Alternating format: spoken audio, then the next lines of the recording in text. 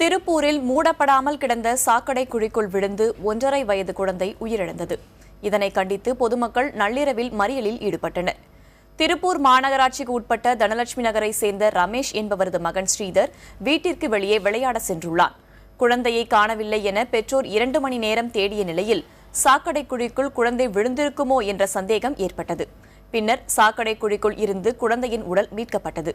இந்த தகவல் அறிந்து வந்த காவலர்கள் குழந்தையின் உடலை பிரேத பரிசோதனைக்காக அரசு மருத்துவமனைக்கு அனுப்பி வைத்தனர். சாக்கடை கட்டமைப்பு சரியில்லை என பலமுறை புகார் அளித்தும் மாநகராட்சி அதிகாரிகள் நடவடிக்கை எடுக்கவில்லை என கூறி பொதுமக்கள் சாலை மறியலில் ஈடுபட்டனர். சாக்கடை குழிக்குள் ஏற்கனவே பலர் விழுந்திருப்பதாகவும் மக்கள் குற்றம் சாட்டினர். ஒரு 5 நிமிஷம் தாங்க ஆச்சு. வெளியில் விட்டுட்டு வந்து உள்ள போயிட்டு வெளியே வர்றதுக்குள்ளே குழந்தைய காணோம்.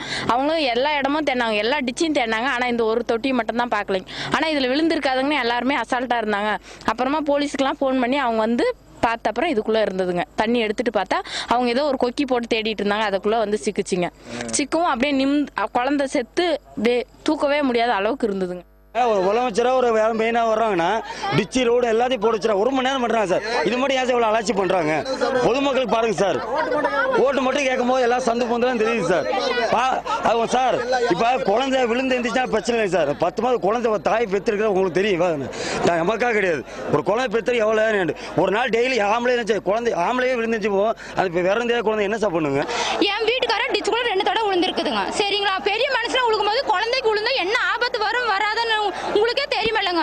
பக்கத்து வீட்டு குழந்தை 3 தடவை விழுந்துச்சுங்க இதே வாரத்துல. அந்த குழந்தை அந்த டிச் தண்ணி குடிச்சு வெங்காயம் உள்ள இருந்தது. கேவியானர்ல போய் அவங்க போய் தொக்கு எடுத்துட்டு வந்திருக்காங்க. வெங்காயம் எவ்வளவு பெரிய வெங்காயம். அந்த குழந்தைக்கு சீரியஸ் ஆகி வாந்தியா போகுது, வயித்தால போகுது. நாங்களும் கண்ணால பார்த்து இந்த 1 வாரமா அந்த குழந்தைய அவங்க கொண்டு போகுது ஆஸ்பத்திரியில.